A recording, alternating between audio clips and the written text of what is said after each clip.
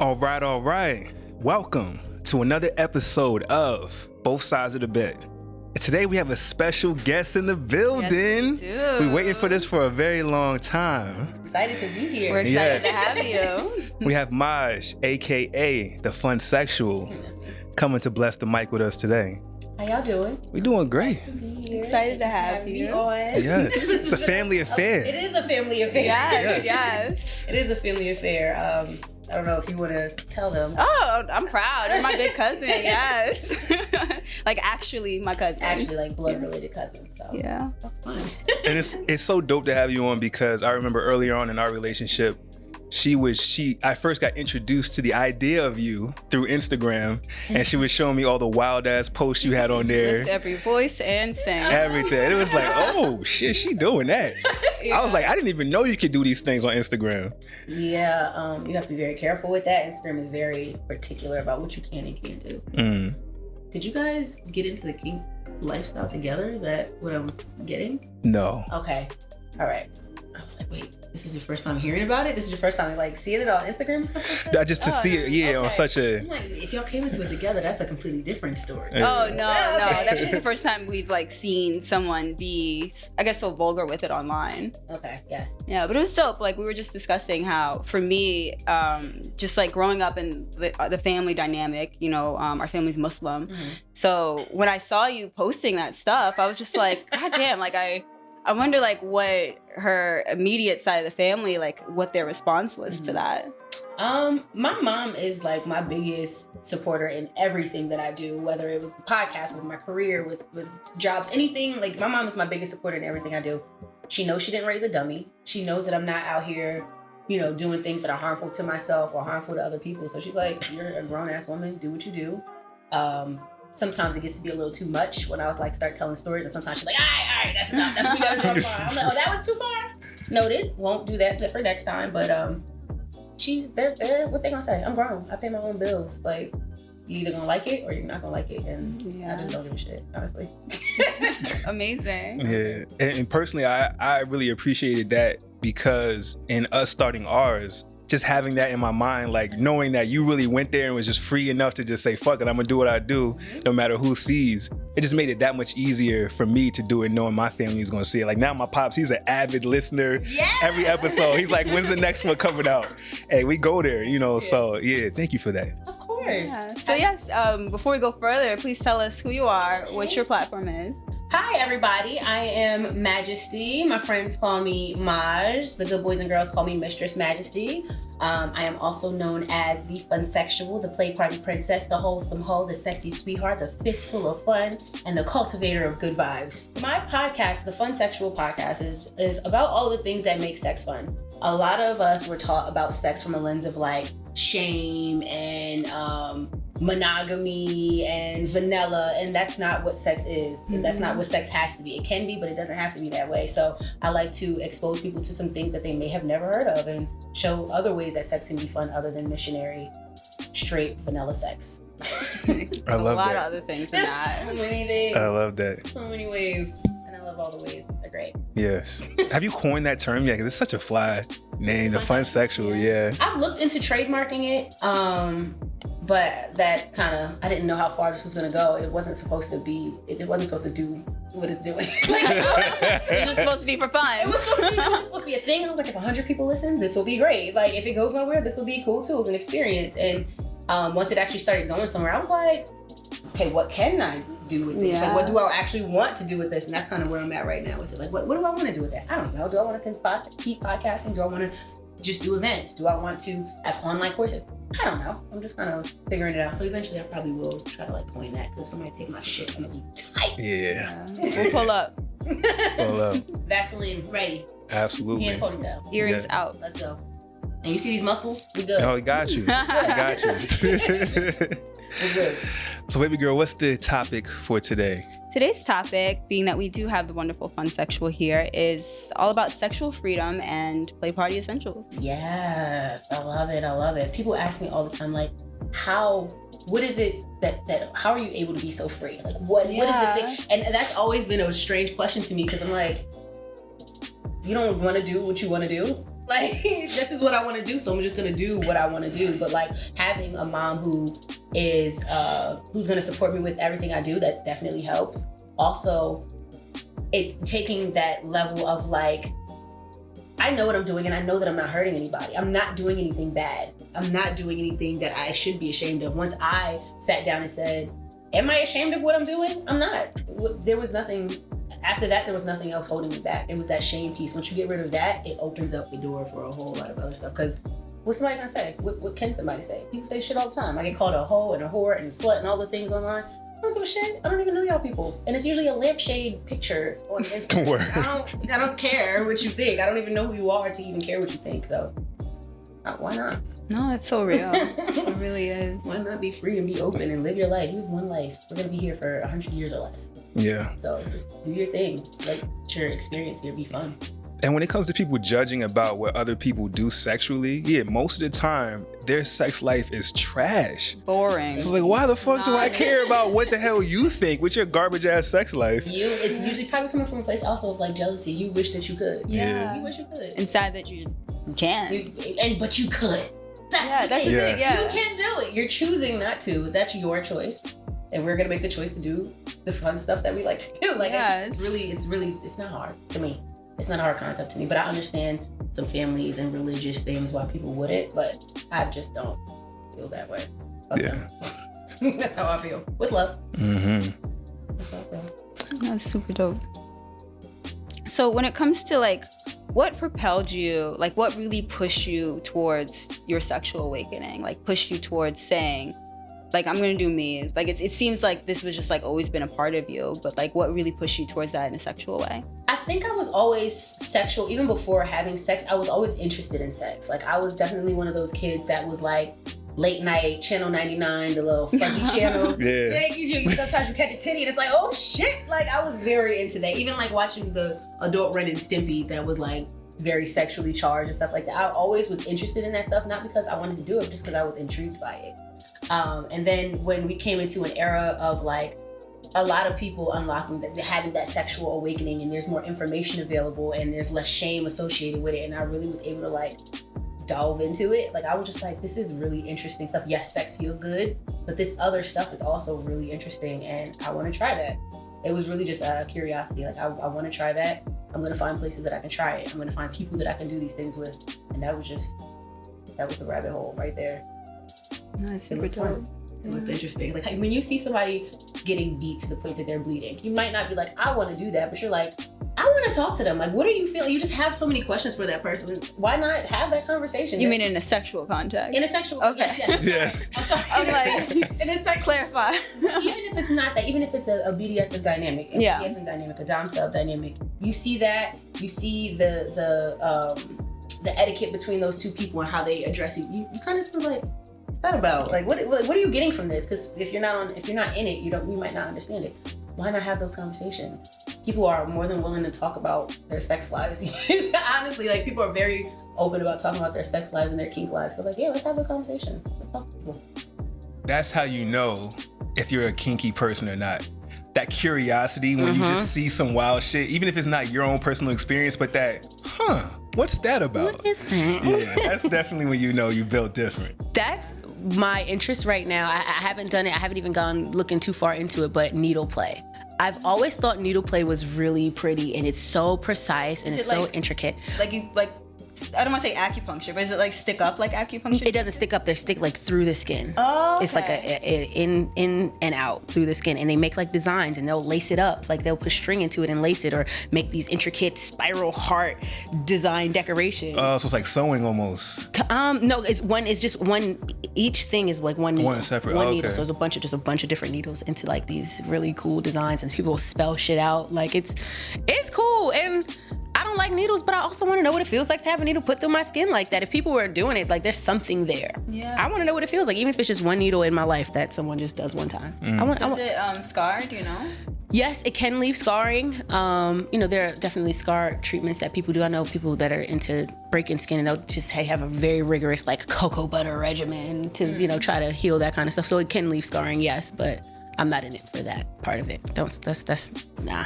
I just couldn't. Could you imagine just like in the moment, like put slut on me with needles. Yes, literally. Like on you forever. Literally. But Yeah. I mean, to each their own. To each their own. Wear it proud if you're going to do it. Yeah. Fuck it. Yeah. What's the wildest kink that you've come across, whether that you experienced or just have come across in the lifestyle so far? Wildest, I used to think scat was like, that was the how far is too far. Poop. Eating it, shitting on somebody's chest, fucking shipping, mailing it to somebody, whatever you do. I always thought you're not supposed to do it. It is illegal, but people will pay you to like shit in something and mail it to them. Wow. What the? Yeah. Wow. Okay, not the king shame. I'm just gonna sit quiet. No, it's just wow. I just stare. There is something for Imagine everybody. Opening a box of shit. I Wow. wonder if it's like in a mason jar. You could.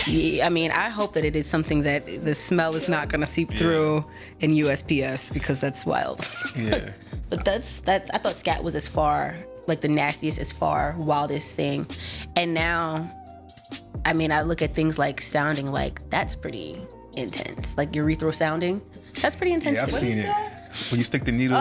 It's not a needle. They're like metal rods, Okay. or they can be made of silicone and different things. But when you stick something in the urethra, so just like shoving a rod down someone's pee hole. Yeah. Usually men, but you can do it with women as well.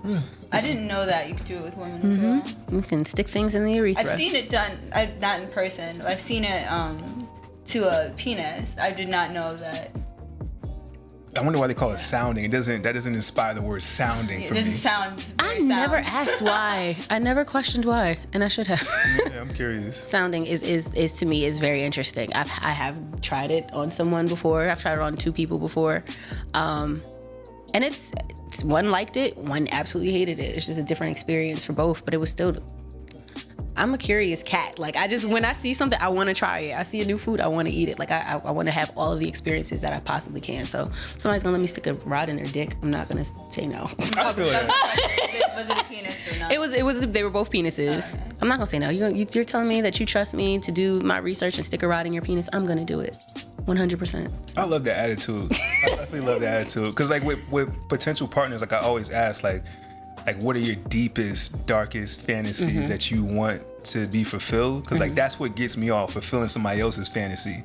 And so even if it's not something particularly that I like, knowing that it's their thing and I was able to facilitate that for them, I love that shit. That is my That's the jam. I don't usually ask people their fantasies, but when that conversation comes up and I'm like, and they say something, I'm like, I can make that happen. I get excited. I'm like, oh, I'm gonna make this happen today. Like I'm gonna do this next week. You're gonna walk into some shit and it's gonna be lit. Like I enjoy that as well. Yeah. But that became a thing for me, I think, because I never had sex with a virgin. And so that's like fulfills that void of not being someone's first in that Okay. way. So it's like, if I can be your first and facilitate this experience now, it kind of gives me that same effect. Have you ever had sex with a virgin? I have not. I've never had sex with a virgin. Okay, Would you so not want to alone. have sex with a virgin? I would not. Absolutely. Which is why I still I've had would. the opportunities. I've just never really. I still would. Yeah. I don't know if I would.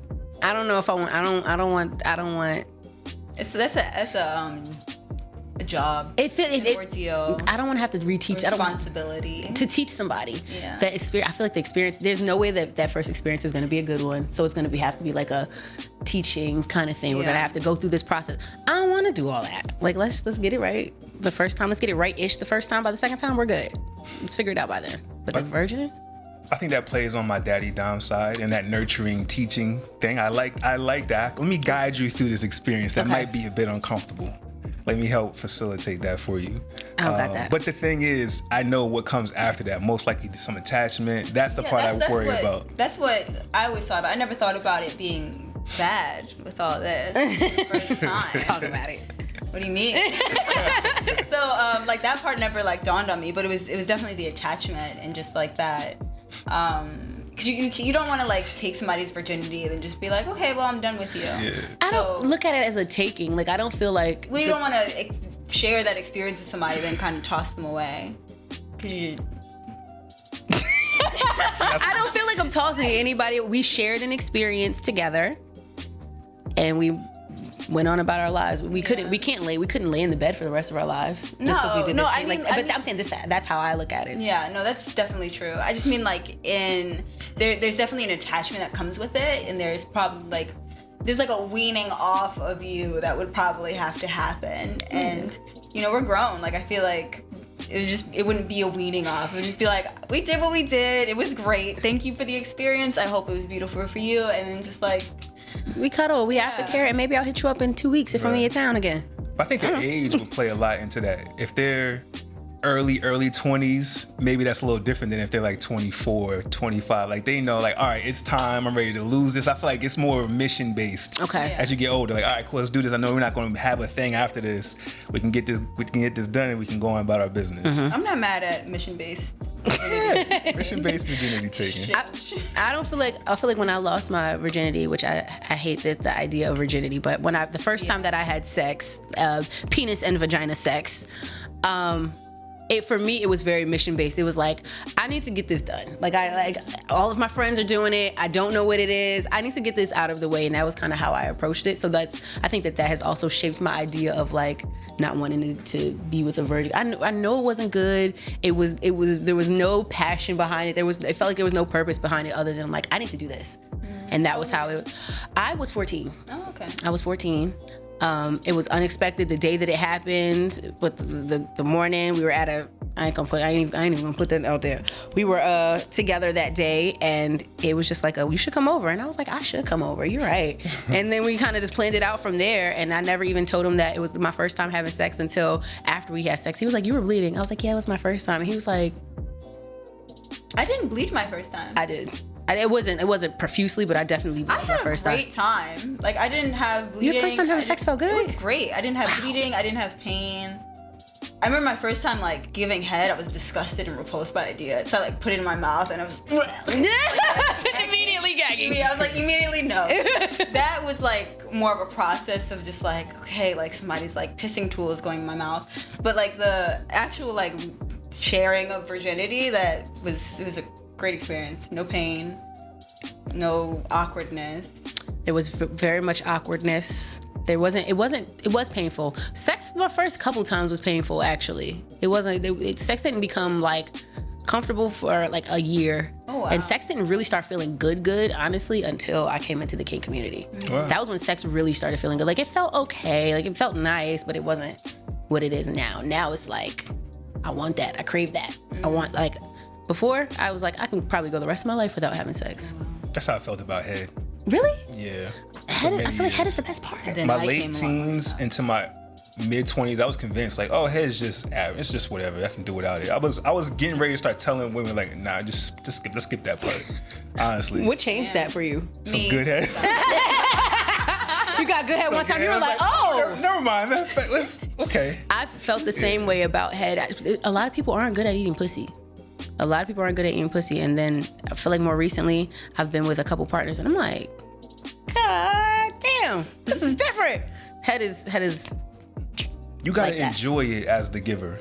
Yeah. If you don't enjoy it and you're only doing it for the other person, it's most likely not gonna be good. I had to tell somebody. I had my first one night stand, and I had to tell him. I had asked him, like, so what are you into? Do you like eating pussy? He's like, I was like, let's talk about it. We're not gonna brush over it. And I'm like, what is it that you don't like? He's like, I mean, I do it. It's just like, it's not my thing. And I was like, if you're not gonna be enthusiastic about eating my pussy, then just don't do it at all. Like, don't do it out of responsibility. Enthusiastic pussy eating. I need you to be enthusiastic with this pussy eating. Like, be in it, all up in it. EPE all the way. And if you're not gonna do that, just don't do it. Like, no one's forcing you to do it. Like, this is supposed to be fun. I'm not gonna. It's I don't know. I am an enthusiastic pussy eater, and I think it makes it so much more fun. And then I don't know. Then I love like the kissing after, just like taste yourself or taste me or whatever it is. I think it's I also am an enthusiastic pussy eater. We're making shirts. Enthusiastic pussy eater. But like, how can you, when you're sharing that moment with somebody, whether they're, somebody that you're in a relationship with or somebody that you are spending the next 2 hours with, how can you not want to make that the best experience of their life? I'm sorry. Usually people are like, spend the night with, you'll spend the next 2 hours. 2 hours. Listen, I might not be here for long. You also might not be here for long. And let's talk about a good time, not a long time. Let's maximize this. We got a little bit of time. Let's maximize the time and let's have a great fucking time. Let's lay it all on the table. What do you like? We got 45. What do you want to happen in this 45 minutes? Do you want me to figure out how to suck your dick, or you want to tell me how to? Yeah. Like, I love being, I guess that goes into like the sub in me. I love being told what to do. Like, tell me what you like. I find it so sexy when someone knows what gets them off. And just like use me as a tool to help you get off, and vice will switch. Yes. It's an amazing thing. I've definitely, in my regular sex practice now, I definitely go into like asking somebody first, like, what do you like? Like, I want, if I could give you the best blowjob of your life, what would that entail? Tell me that. And then I'm gonna do that. And guess what? You just got good head. You're welcome. Why not? You're gonna change a man's life. See? Change his life. See? And it should be like that. Sex should be like that. Like, you should be making them feel good as much as they want to make you feel good. Or what is the point? If it's not fun, what is the point? Seriously. And it's called a sexual experience because it should be an experience. I agree. It should be something that, like, when you think back at, you're like, oh, it just like starts turning you on all over again. I love like, every flashback. experience, every experience, every partner, ideally should be like that. Yeah. I love sex flashbacks at work the next day. That's my jam. Like, ooh, I was nasty. Who's good? Like,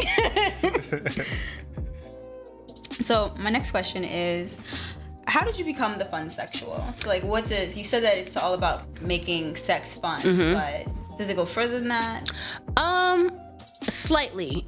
So a lot of times, I feel like, especially more recently, as we talk about sex more, there's more podcasts, more platforms, more blogs, more science that's going into sex. I feel like a lot of times people take out the part of sex that makes it fun. They take, like, they go into the spiritual aspect of it. And sex is a very spiritual thing. It is a tool that you can use to bond with somebody. It is all of these, divine, godly, otherworldly things, but it is also meant to be something that is fun. And I hate the fact that people always try to take that part out of it. Like, you can enjoy sex. There's nothing wrong with enjoying sex. There's nothing wrong with enjoying sex as much as you want to enjoy it. So I want to always just put the fun part back into it, but also fun makes it a lot more digestible for people, because sometimes when you're talking about sex topics, they can be pretty heavy. Yeah. And it can get, when you're talking about BDSM, it can get very dark and dungeony feeling. When you're talking about STIs and STDs, it can be very like shameful and uncomfortable for people. But when you put that fun aspect on it and you're doing it with a smiling face and a bubbly personality, people are just more receptive to actually listening. I want y'all to get the message that I'm saying. Like, have sex, have fun, do it safely, do it respectfully, do it responsibly. Do it. Like, it can be spiritual, but it can also just be something to do. Like, I like laughing during sex and making jokes sometimes if something funny happens. Like, it doesn't have to be serious all the time. Yeah, and spirituality should also be fun. Yeah. Like, all of it should just, we're here, it goes back to experience. Experiences should be joyful and fun and just enlightening and change your thought process with something. So I love that. The topic of sex can be very heavy. Some people don't even want to say the word sex. They'll say it, doing it, we did it. And I'm like, Doing it.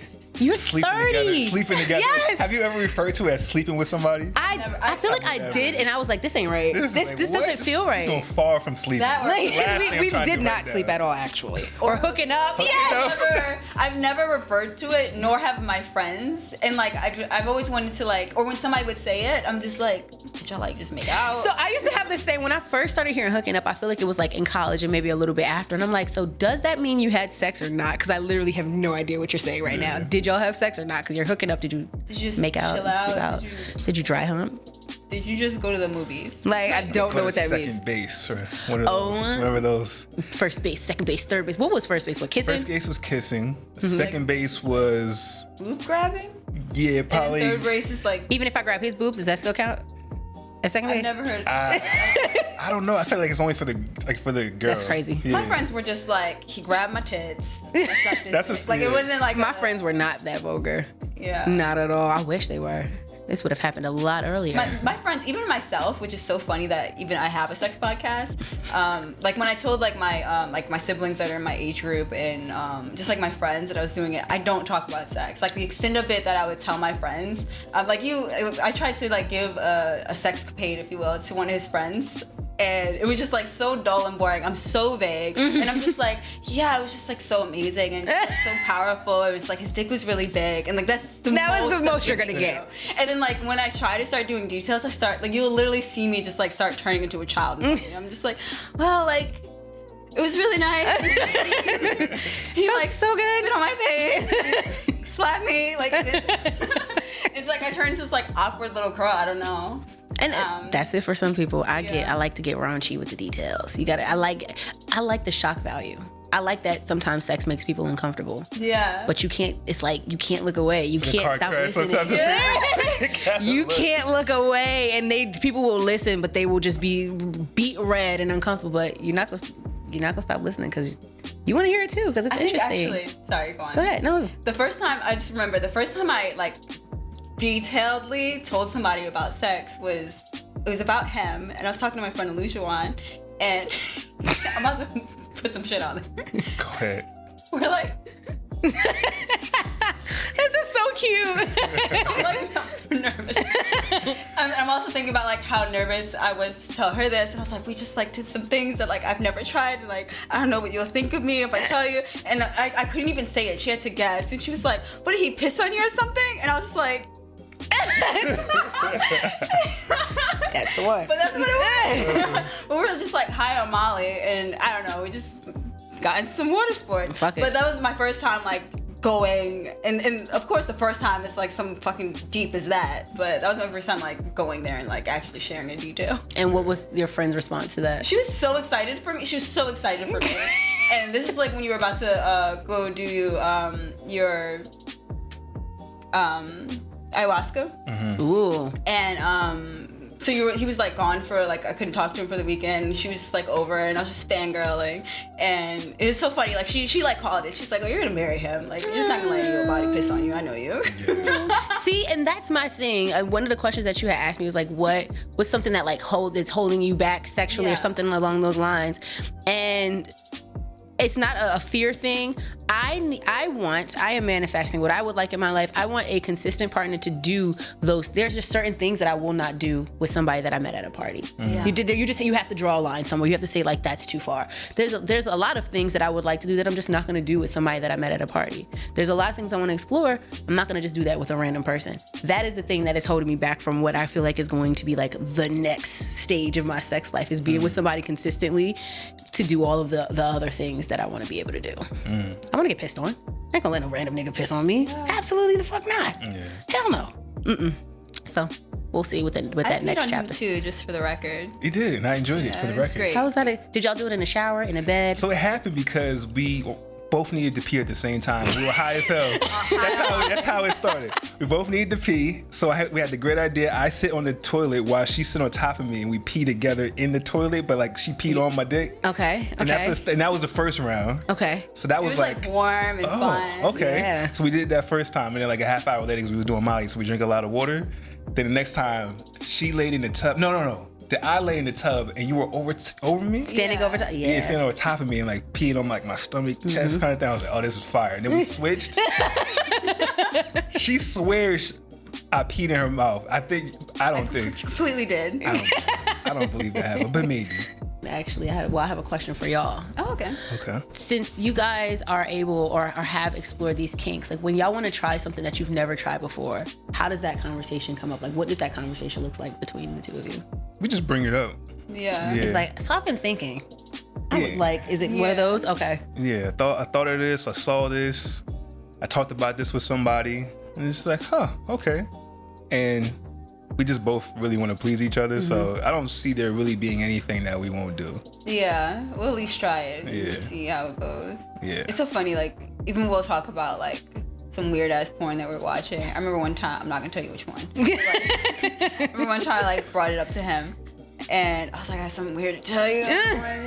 And I like tell him, he's like, I've been watching it too.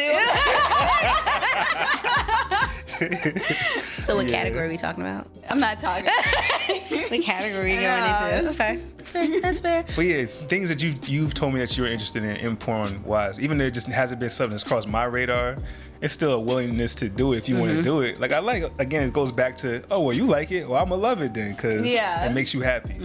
Yeah. That is a question that I get all the time. People are like, I want to try this, but how do I bring it up to my partner? I'm like, I don't know what else to say other than like say, hey, I was thinking we could try. Yeah. Is that not the script? I feel like that should be the script, but for some people that is really hard to do. really difficult. And I don't understand that. I think because there's still so much judgment overall when it comes to sex, people assume their partner will be one of those that'll you'll judge harshly. How are you with somebody that you think gonna judge you for what you And want? that's the thing. That's where I get like, how are you with you're loving somebody, you're sharing a home with somebody, finances, maybe having kids with this person, and you can't say, I really have been thinking it would be great for you to put a fist in my pussy. You can't say that. You can't come. You pushed a human being out for this person. You can't say that. Like, to me, that's insanity, personally. But to each their own. Yeah, To each their own. there's a lot of judgment. I think then, I don't know, like I've heard people say like on the other side, like they've been told something and that person didn't want to do it, and they're just like, I thought I knew them, and it's just like, that's very weird. Like, this is a great opportunity. You thought you knew them, and now you get to know more of them. Boom. Yeah. Boom. But yeah, it's not looked at that way all the time. I would pray that is never a situation for y'all. I would pray that's not a situation for anybody, but I know damn sure if I can't come to the person that I'm like planning on spending my life with and saying, yo, I really want you to take a shit in my hand. I mean, you can say no. Yeah. But I'm going to try. I'm going to try. At least have the conversation. Not saying that I want anyone to shit in my hand. I'm just saying, like, if I wanted that, like, what's up? Yeah. You with it or not? No, I definitely, I feel like I know that I can go to you with absolutely anything. And That's beautiful. Worst case, he's gonna look at me like I'm a little weird, and we're gonna laugh about it. That's worst case. And then move on. Yeah. And then move on. And As you be should. like, you can find somebody that can shit in your hand, but I'm not gonna do I'm not that. there But I yet. want that for you. Yeah. Thank you. I want that too. You want your hand shit in there? No, I don't want that. I don't want that. Is that what again, I am. Scat used to be the furthest, like the craziest thing, and now not because I've tried it, just because it's like it's shit. The same like pee is pee and blood is blood and semen is semen. Like it's just shit. Like we're gonna wash it off. It smells, and you're gonna wash it off, and you're gonna keep it the fuck moving. Like Yeah. I don't know. But you touched on the fact that I guess next for you is a partner, a consistent partner. So what does that look like for you? Like what would make that happen for you? What kind of person? So, what kind of person? First and foremost, open-minded. You have to be open-minded, not even just sexually, just in life in general. You have to want to try things and go places, because that is my entire life. I love driving somewhere down the road that might be a little dark, that I never actually drove. I'm gonna drive down that road. Like, it's gonna be creepy and weird and it's late, but I'm gonna do it. And I need someone who can join me in that adventurous part of myself, because I feel like that is one of my favorite parts of myself. It would have to be somebody who is poly. You got to be poly, because I don't. And maybe, let me not say that, because that can change, but I just don't ever see myself being with one person for the rest of my life. I am 28. Say I live to be 70. I'm gonna be with somebody for 40 years and one person for the rest of my life. That sounds crazy to me. I don't know. I don't think that's natural. So I need the ability to be able to like date and have sex with other people, and of course there will be guidelines along with that. But like I need that to be a part of my relationship. Open-minded, poly, black. I love black people. I'm very sexually attracted to black people. I'm very mentally attracted to black people, and so I want little brown babies. So black, and somebody who's just working towards something in life. You can't be stagnant, be in one position and be stagnant for the rest of your life. So I know another thing that you do, which is amazing, is you're out here putting on for these really good, authentic play parties. And we haven't been able to attend one of yours yet. But Would that be weird? we talked about it. I asked her many times because there's been a few parties that you go to that we happen to go to. So I was like, well, what if Maj is there? Are you good with that? And she's Everybody like, texting you like, are we okay? Like, here, I can just leave right now. It's your territory. I can just skip out. The first time that I saw y'all at a party was because I knew that y'all were in the lifestyle, because you would like ask about it and stuff like that. And so I knew that y'all were in the lifestyle and y'all dabbled, and I figured eventually our paths would cross. But it was that New Year's party, and I like looked across the room and I saw you there, and I was like, hey! It's like, I was excited more than anything else, honestly, but I also didn't play that night, and I was drunk as shit, so there was that. the freaking me is completely fine with it. Granted, you're not my blood relative, so it's a little different from my side, but I can understand why it would be uncomfortable. I can understand why it would be uncomfortable, but it wouldn't be uncomfortable for me, because I feel like that's all part of the, I won't say, that sounds incesty, hold on. Rewind. Let us be fucking clear. We are not fucking each other. No. An option Absolutely is not. not thought. No. Continue. But in the same space, it doesn't bother because I never really fixate on people in the space. Like it's all a part of the experience of just like being a voyeur and like just seeing and what is the energy that's created in the room at a party. So it's never been like a fixation on what somebody is doing for me. Right. I don't know. That was just how I do. But I'm also usually a little bit slightly on shrooms, and so I can't focus that long anyway. Right. I wanted to. I don't know. I think and where we met, at that specific location, we just have never played. It doesn't inspire play for us for whatever reason. So that part of it didn't cross my mind. It was just like it felt more like a party. I'm seeing you at a party. So I was excited to see you. But it would be awkward for me. Okay, that's fair. Mostly because, again, I can barely talk about it with my friends. That's fair. And I feel like if it would be like a hi, a hug, and then I'm just like, okay, she's over there, so we're going to go in Face back that way. corner. Before we leave, we're just going to do a this, and then we're going to head out.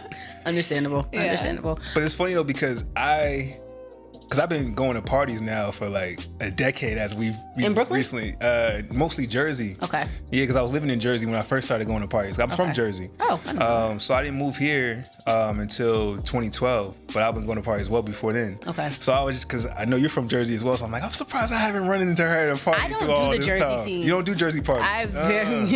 Okay. The first and only play party that I got kicked out of ever in my life this past weekend or the weekend before that was a party in Jersey. I don't do the Jersey scene. Partly because I felt like I would run into like, I don't know, my teachers or something. Like I was like, I'm gonna run into people that I know. But also I like the New York scene. It's just more open. There's a lot more like open-mindedness for me in the New York space. So That's a fact. and people are weird here and I like that shit. I remember like showing him you, and I was just like, are you sure you didn't like play with it? You sure? This would be fucking weird. Are you sure?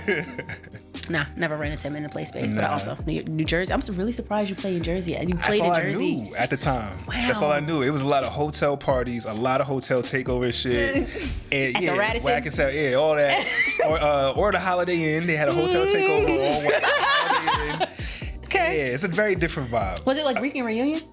Did you ever go to any of the week? Okay. I don't think so. Okay. But it wasn't kink. That's when I used to call all parties swinger parties when I didn't Okay. know shit. Okay. Yeah, it wasn't kink at all. I didn't get into kink until I got to Brooklyn. So it was just like a sex party? that you were Yeah, going just a to. sex party. But I will say they was more about it than a lot of the parties that I go to these days. Because a lot of parties are not actually like sex parties. Like I've noticed there's been this very big mesh in like the swinger community and the kink community where they kind of like just throw it into the same room. And so like you might not see some real fucking, or people might not even be there for sex. Sometimes people there, I know this person's there and I want to get my ass beat. So. I wish I would at least see that though. I feel like Oh, they're not even, what are they doing? the parties we went to, granted, we've only gone to a specific group, so Okay. maybe we need to just venture out more. But it's a lot of we went to a few because we went to a few different parties, and it's a lot of chilling. It's a lot of regular party club vibes where a few people happen to be having sex. Okay. I feel like it's the same amount of sex as like a regular party, where it's just like you walk. Yeah, you don't have to go to the bathroom. They gotta go to the bathroom. There's a bed for you. That's it. Okay. But it's not, because I'm used to going to the spot. As soon as I get in there, people getting it going, multiple beds everywhere, and it's action immediately. And throughout the night, it just goes. And I don't think that everybody needs to be playing. Of course. But if 40 to 50% of the party could be playing actively, that's what I need. I need that. I'm an exhibitionist. I want to put on a show. Come through. Come check it out. You know what I'm saying? And I just feel like from the spaces that we've been in, at least, it's been missing a lot of that. Well, I would invite y'all to one of my parties, but I don't want to make you uncomfortable. Because my parties are Actually, play. I do really want to go on one of your parties. Yeah. 'Cause I just think I know you, and I know how just the quality that you acquire in your life. So I just think it would be a dope ass. We party. coming to you, goddamn. Yeah. Yeah, I could come. I think y'all would thoroughly enjoy one of my parties. Like it's very the creepy things, the creepy parts that sometimes happen at parties, or the creepy. I've never experienced that at anything that I've ever hosted. And people leave there texting each other as like friends or like hanging out on the side. Like it really just feels like a very like family like bond. Like especially when I do like the weekend retreats, we're eating together, we're cooking together. We got to the gun range together. Like you form friends very quickly, very very quickly for the people that you're about to be fucking for the next 2 days. So. Okay. It's just a good time. So speaking of parties, what would you say is important etiquette for people to carry themselves with, or just to experience at a party? Never go there saying like with the intention of, I don't want to say never go with the intention of having sex. Never go there and be like, I'm going to have sex. You don't know. Sometimes you walk in and you might want to play, and then you get there and you're not attracted to anybody, or the vibe isn't right, or suddenly you don't really want to play. Don't go there like, I have to have sex. So that's like the first thing. Sex is on the table. It could happen. People are here for that. So I wish you would have told my 23-year-old self that. Because if some people go in there like, I gotta fuck everything. I'm like, yo, if I don't bust at least 3 nuts, it wasn't a successful night. It was like that. I wish more people came with that. That might say a little bit, but I digress. But it made, honestly, don't put that pressure on yourself. That is one. Don't put that pressure on yourself. Don't put that pressure on the party, because then you might also be seeking people out of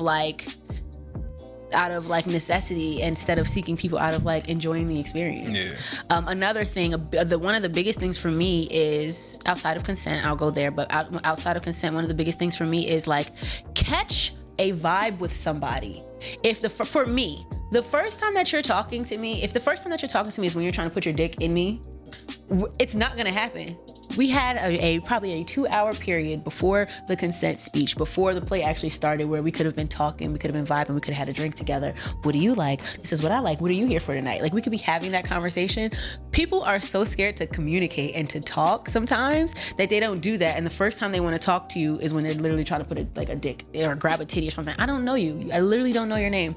We have not had any conversation. No, you cannot touch me. You cannot play with me to any degree. So like, catch a vibe with somebody. Don't just walk up to them right when you want to have sex. I think that's very weird. So that is a big one. And then obviously consent. If a sex party don't have a consent speech, run.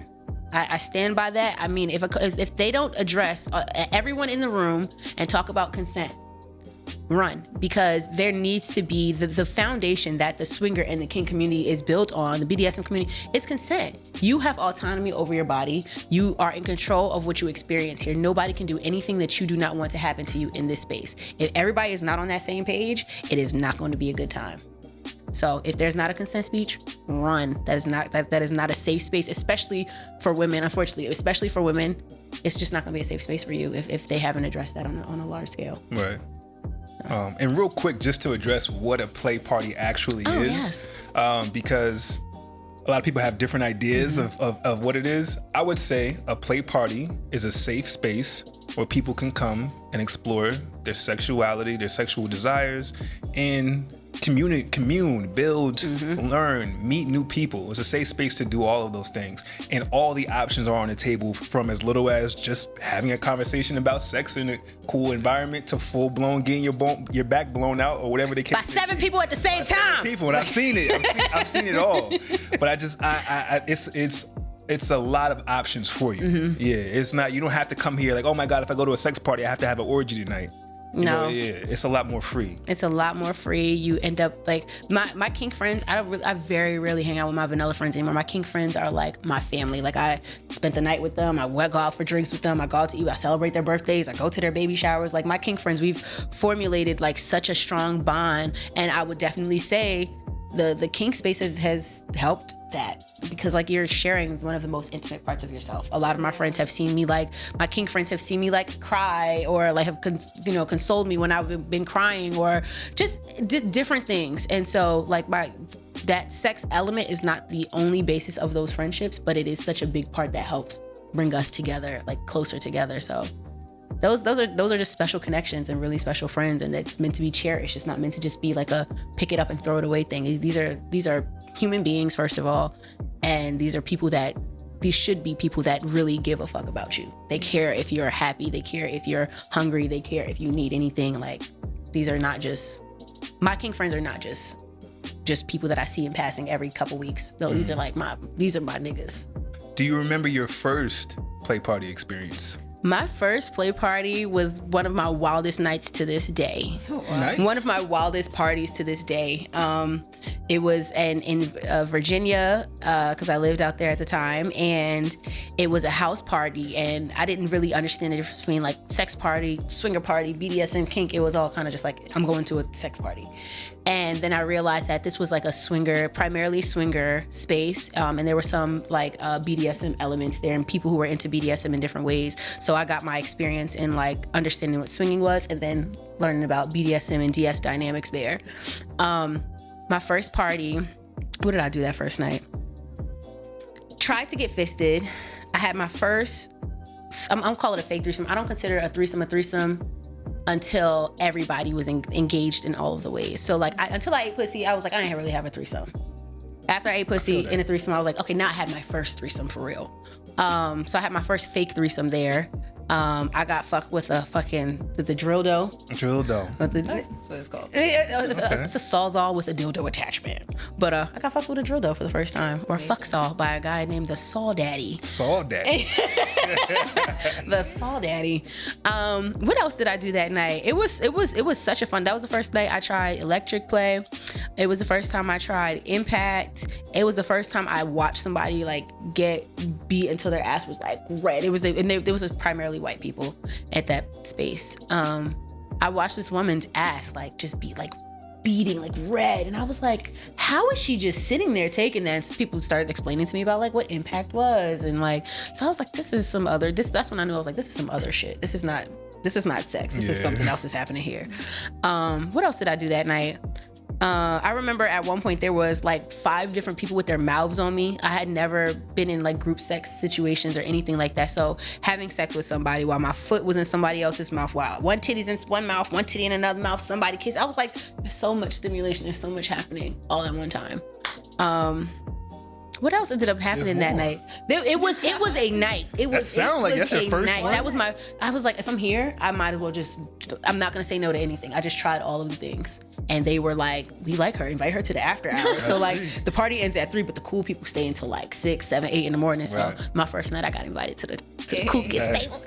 But it was everything that people wanted to try. And because people knew that I was new, they wanted me to have all of the experiences. So they're like, have you ever tried this? Would you like to?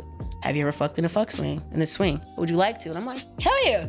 So my first experience was pretty dope. That's great. It was pretty dope. And then I called my mom and my sister on FaceTime the next day. And my mom was like, you did what?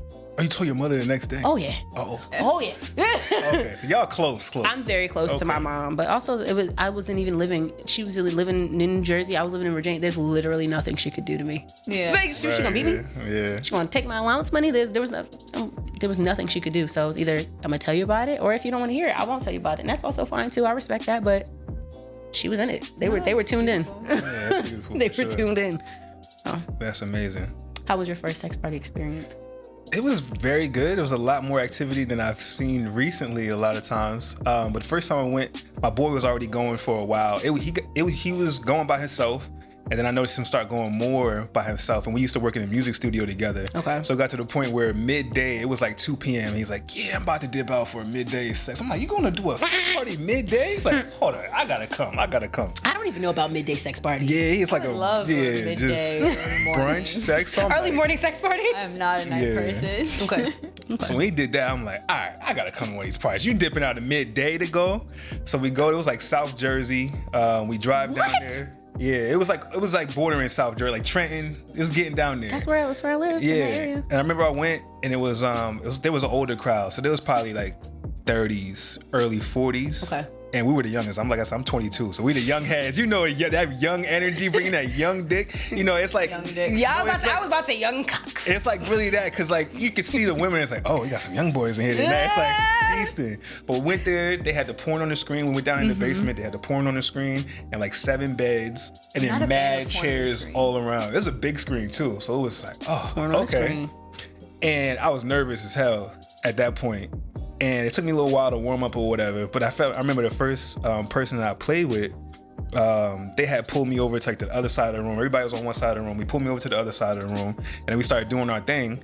And then I look up halfway through, and then everybody else on the other side of the room is crowded around our bed, like in it, like popcorn out, like, oh shit, okay. And I figured in that kind of scenario, I would freeze up. But it was like, oh, okay. This is great. Y'all watch it? Okay. And I just like really went into it, and I got into it and just maxed it out. And I realized that I'm an exhibitionist immediately. And I just really loved that aspect of it. And I was hooked. It was like a fish to water. I was like, oh, I feel like home here. What is it about being watched that you enjoy? Because I'm also an exhibitionist, and I'm asking this because I want to see like what that piece is for you. It feels powerful. Okay. That validation, that I'm able to turn other people on and provide pleasure for them through what I'm doing with somebody else. And I think maybe growing up, I was shy and other in other aspects of my life. Okay. So to have a space where I feel completely free, it just feels liberating to be able to do it in this space. Yeah. The piece for me, I love the turning people on is one of the pieces for me, but I really enjoy when I'm being watched, if there's somebody that I can fixate on while I'm being watched, it's like I'm fucking them without fucking them. And that is the piece, because especially when I can tell that they're being turned on, I can watch their mouth drop. I can look at their eyes like they are tuned, they're locked in. I can see his dick getting hard. I can see him fucking his girl harder. Like those things, I don't know. It feels so good to be. I feel like I just fucked you and I didn't even have sex with you. I will never forget this night. This night was amazing. I was having sex with a former partner of mine, and I was on one of those like sex bench bean chair things, and there was a guy that was maybe 10 feet in front of me, like direct eye contact, like right in line as I'm getting fucked from behind. And I swear, like me and him were like locked in, and I could feel hit. Like I felt like I was fucking this. I've never touched this man. I felt like I was fucking this man from across the room, and it was just the most like intense. It made the sex that I was actually having way better. It was so good. That's fire. That was a great night. That was a great night. That is fire.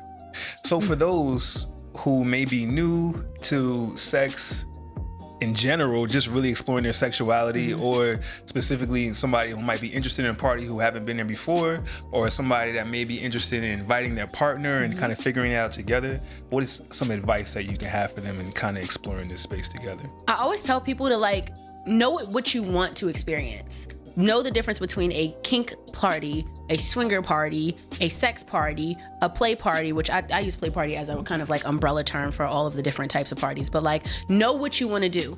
Do you want to actually have sex? Do you want to go with a partner? Do you want to just experience somebody like maybe getting like flogged, or, you know, see some kinky shit that you've never seen before? So find a party that aligns with what you want first. Be going for your wants and desires. Don't do that to satisfy somebody else, because it can be traumatic. For some people, they go into those spaces and they completely freeze up, and that bad experience can turn them off from ever wanting to try it again. Yeah. So make sure you're going for the right reasons. Also make sure that your partner is also going for the right reasons. You know, talk about what's okay. Especially if you're going to a partner, talk about what's okay. I'm not okay with you sucking somebody else's dick. I'm not okay with you kissing somebody else. I'm not okay, or I am okay with you doing everything, but don't come with that person. Whatever rules you want to have, like establish that before you get into that space, but also be open to those rules changing, because sometimes you get into it and you're like, oh, it's not what I thought it was, and you can be a little bit more flexible in those rules. And go and have fun. Just go and have a good time. Don't try to stress yourself over it. But also, if you hate it and you no longer want to be there, you can always leave. Nobody is chaining you to a bed unless you're asking for that. But like, you can leave. If you hate it, you don't have to stay until 3 a.m. when it ends. Leave. You don't want to be there, leave. Yeah. That's great. Yeah, that's exactly what it is. Because it's like all these things apply to everything, because you can take that same thing and apply it to just sex in general. And yeah, you say it all the time. Number one, knowing what it is that you want, being clear for yourself, identifying what kind of sexual being do you want to be, and then taking it into that space and communicating that with your partner. And that's the communication part, is where people get lost all the time. And that, to me, that's crazy. How are you gonna get what you want if you've never told nobody what you want? Yeah.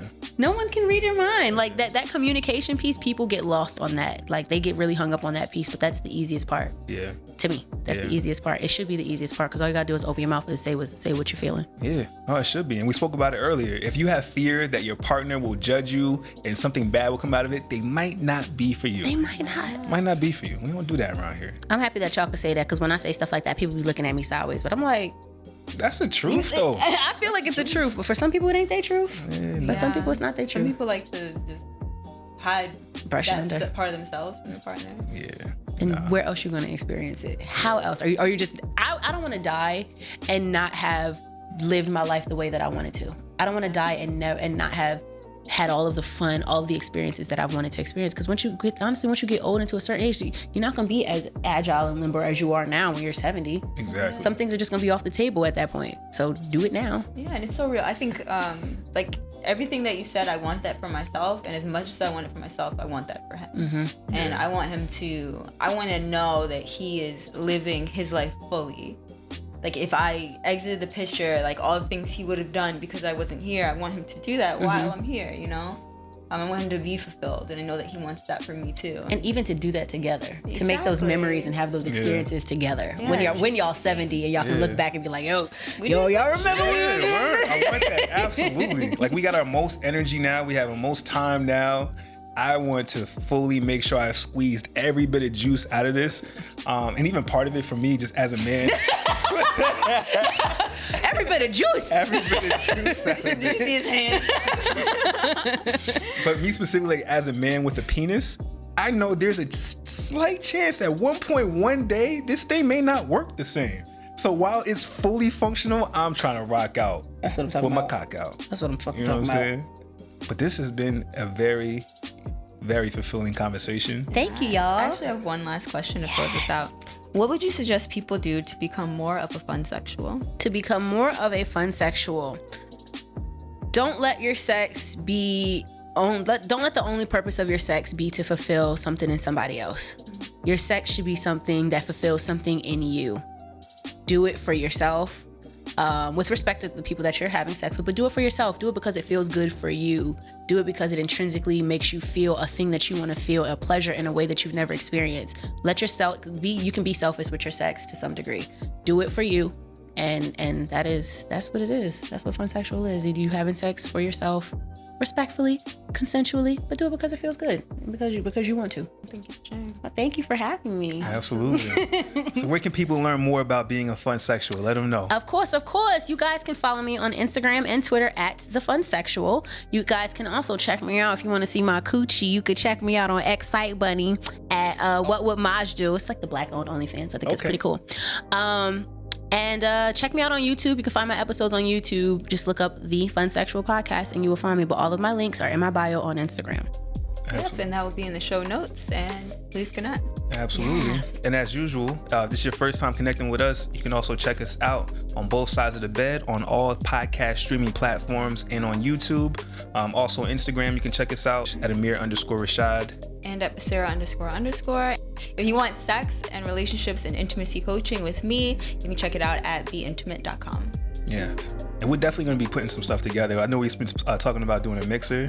Yeah. That would be dope. Yeah, That'll be dope. Yes. Yeah, stay connected so you know about all the upcoming events as well. Yeah, the fun side of the bed. The fun side of the bed. I like that.